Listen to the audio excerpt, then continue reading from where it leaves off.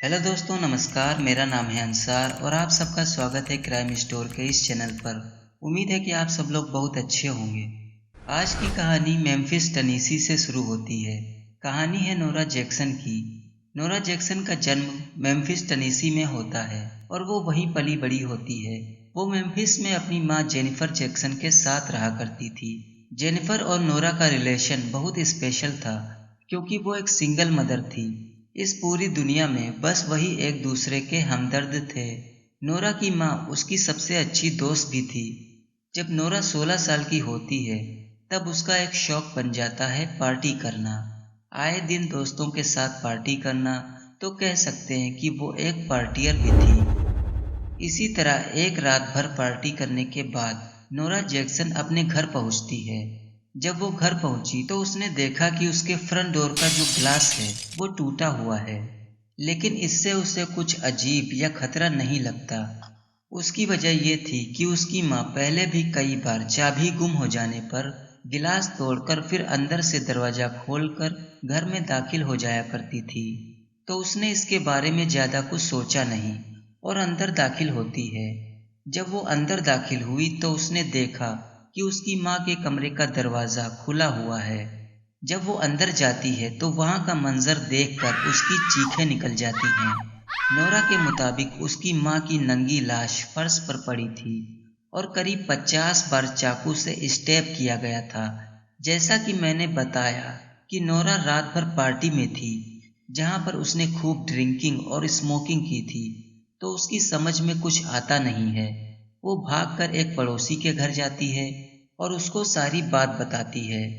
वो पड़ोसी अपनी गन उठाता है, फिर दोनों नोरा के घर की तरफ भागते हुए जाते हैं। इसी दौरान उसका पड़ोसी एक बात नोटिस करता है कि नोरा उसके आगे आगे भाग रही है, जबकि उसके पड़ोसी के हाथ में गन है।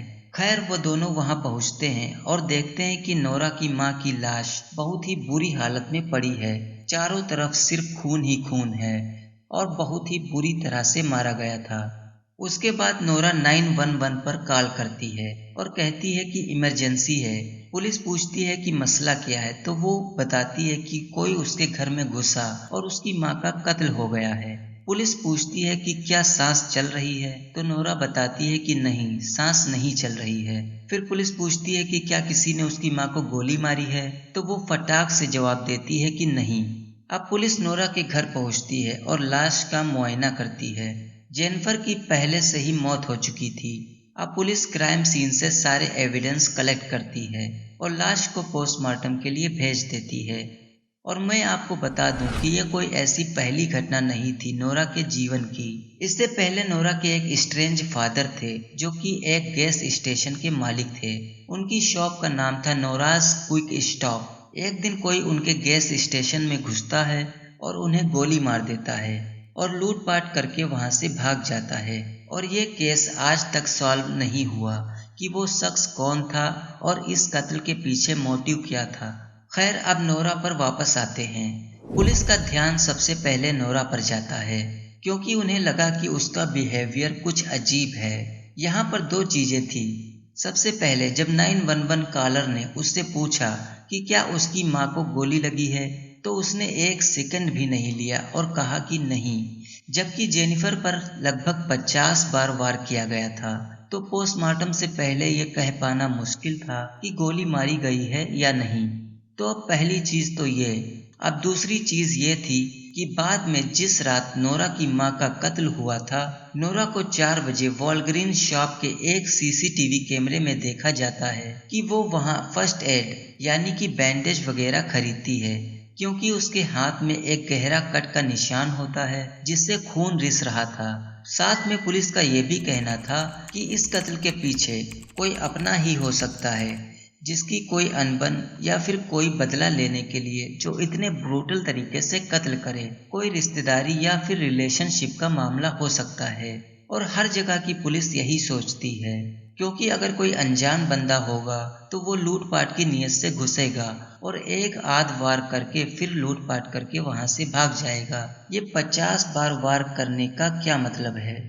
अब पुलिस नोरा से पूछताछ करना शुरू करती है और उससे पूछती है कि तुम उस रात कहाँ थी। नोरा उनको बताती है कि उस रात वो एक इटालियन फेस्टिवल में थी और उसके कुछ दोस्तों ने उस रात पार्टी होस्ट की थी, तो फिर वो वहां जाती है। उसके बाद करीब रात के 12:46 पर वो अपनी माँ से फोन पर बात करती है और उस वक्त सब कुछ ठीक था। फिर वो 3:30 पर अपने एक दोस्त के घर जाती है। फिर 4 बजे के करीब उसे एक कैमरा में देखा गया कि वो वॉलग्रीन शॉप पर फर्स्ट एड यानी कि बैंडेज वगैरह खरीदती है, क्योंकि उसके हाथ में एक गहरा कट का निशान होता है जिससे खून रिस रहा था। फिर उसके बाद घर वापस जाते हुए वो 4:20 पर अपनी गाड़ी में गैस भरवाती है और फाइनली वो 5 बजे घर पहुंचती है। अब पुलिस का ध्यान उसके कटे हुए हाथ की तरफ जाता है और वो उससे पूछते हैं कि ये कट तुम्हारे हाथ में कैसे लगा, तो वो इसके बारे में कुछ साफ साफ बताती नहीं है।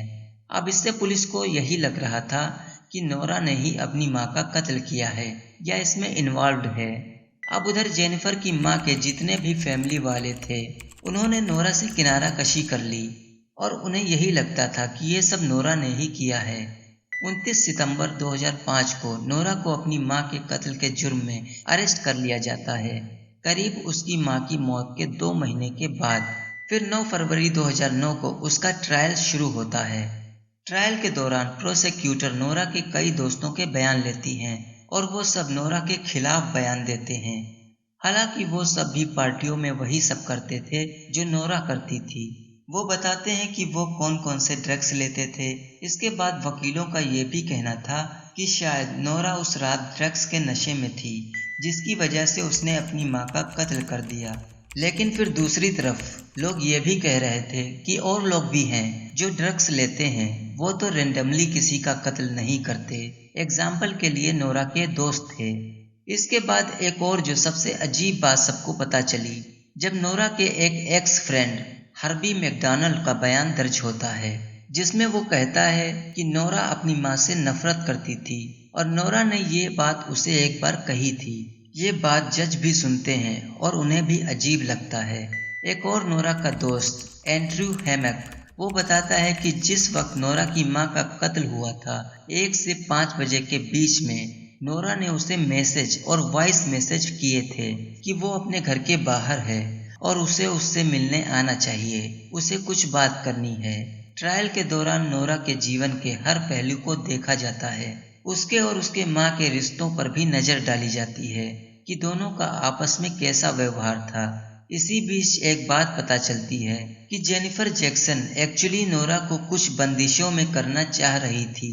वो नोरा की इस लाइफ स्टाइल से परेशान हो चुकी थी, क्योंकि उन्हें पता था कि उनकी बेटी पार्टियों में क्या करती है। वो चाहती थी कि वो सुधर जाए, ये सब बुरी चीजों से दूर हो जाए, सेक्स और ड्रग्स की लत छोड़ दे और एक रिस्पॉन्सिबल सिटीजन बने। फिर ये भी बात सामने आती है कि जेनिफर नोरा को बोर्डिंग स्कूल भेजने का प्लान कर रही थी, जहां पर उसे ये सब करने को नहीं मिलता। तो ये एक मेन मोटिव हो सकता है नोरा के लिए अपनी माँ का कत्ल करने के लिए। प्रोसिक्यूशन ये भी क्लेम करते हैं कि पैसा भी मर्डर करने के लिए एक मोटिव हो सकता है, क्योंकि नोरा के पिता की मौत के बाद उन्होंने काफी दौलत छोड़ी थी और वो सब नोरा की माँ को मिली थी। तो ये भी एक मोटिव हो सकता है। ये मैं नहीं कह रहा, बल्कि नोरा की माँ की सारी फैमिली का भी यही कहना था। उन सबको भी अब यही लग रहा था कि नोरा ने ही अपनी माँ का कत्ल किया है। इसी दौरान नोरा के अंकल एरिक शेरवुड का बयान दर्ज होता है कि उन्होंने नोरा से कई बार पूछा था कि अगर वो कुछ जानती है कि मेरी बहन के साथ क्या हुआ है और कौन ये कर सकता है तो वो मुझे बताए, लेकिन नोरा हर बार मुंह फेर कर बैठ जाती और उनकी किसी भी बात का जवाब नहीं देती है। उन्होंने ये भी क्लेम किया कि पिछले कुछ समय से नोरा अपनी माँ से उनकी फाइनेंशियल इंफॉर्मेशन, जैसे कि लाइफ इंश्योरेंस पॉलिसीज और कहाँ कहाँ पर प्रॉपर्टी है, वो इन सब चीजों के बारे में ज्यादा पूछ रही थी, जो कि एक अनयूजुअल बात थी इन सब चीजों के बारे में पूछना। नोरा की 2 आंटियां भी उसके खिलाफ बयान देती हैं और उसका एक रीजन ये था कि नोरा से जब जब वो पूछती थी कि मर्डर के वक्त तुम कहाँ थी, तो वो उनको कोई जवाब नहीं देती है। अब नोरा के हाथ में जो कट लगा था उसके बारे में भी बातें होती हैं।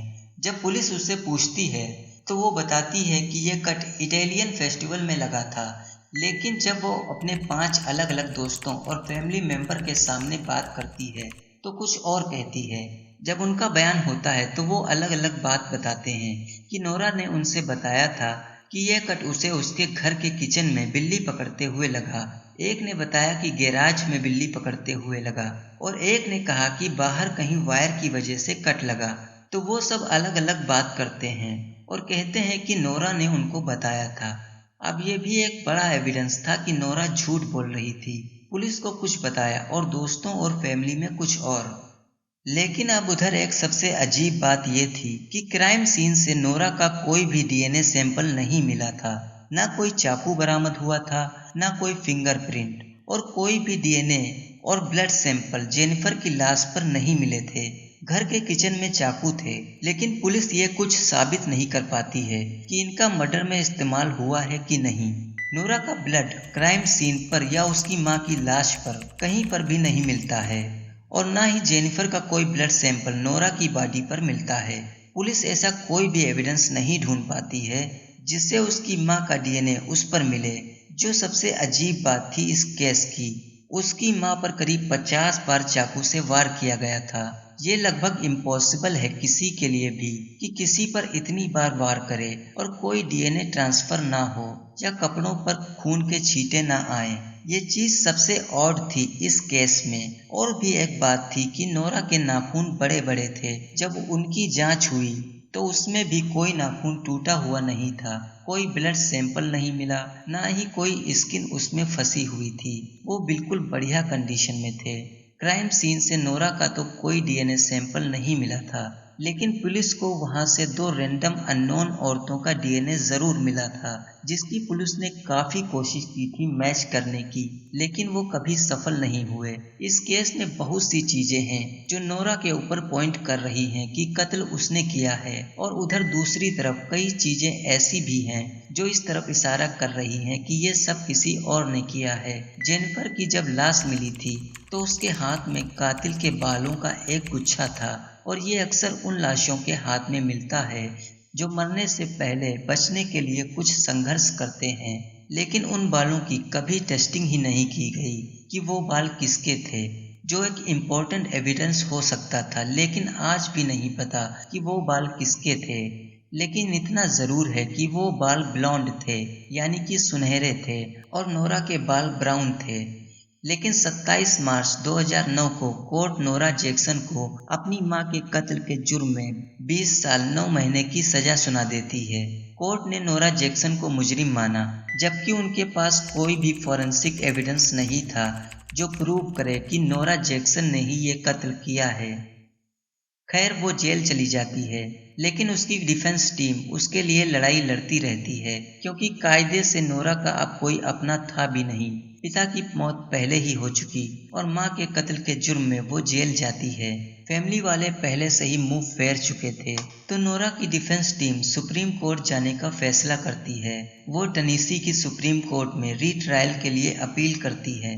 22 अगस्त 2014 को अपील एक्सेप्ट हो जाती है, और टेनेसी की सुप्रीम कोर्ट सबसे पहले जो बात कहती है वो ये है कि प्रोसिक्यूशन ने अपने राइट का वायलेशन किया है। वहां पर एक बात थी, जब प्रोसिक्यूशन नोरा से बार बार पूछ रहे थे कि वो उस रात कहाँ थी जब उसकी माँ का कत्ल हुआ, तो वो कुछ जवाब नहीं देती है, और इससे सबको यही लगता है कि नोरा ही मुजरिम है, और फिर कोर्ट उसके बाद उसे सजा सुना देती है। तो टेनेसी की सुप्रीम कोर्ट ने ये कहा कि आपने जो अक्यूज्ड है उसे टेस्टिफाई करने का मौका ही नहीं दिया, और वो कहते हैं कि बहुत सारे ऐसे एविडेंस भी हैं जो नोरा को निर्दोष साबित करते हैं, जैसे कि पुलिस के पास कोई भी फॉरेंसिक एविडेंस न होना। हालांकि वहां पर एक जज थे, जज क्राफ्ट, जिन्होंने कहा कि नोरा का ट्रायल बिल्कुल फेयर था और वो दोषी थी। लेकिन आखिरकार करीब 11 साल और फिर उसके बाद 15 महीने का ट्रायल चला। उसके बाद 7 अगस्त 2016 को टेनेसी की सुप्रीम कोर्ट नोरा को रिलीज कर देती है। करीब 12 साल के बाद अब वो आजाद थी। कायदे से कहूँ तो मुझे नहीं मालूम कि जेनिफर का कातिल कौन था।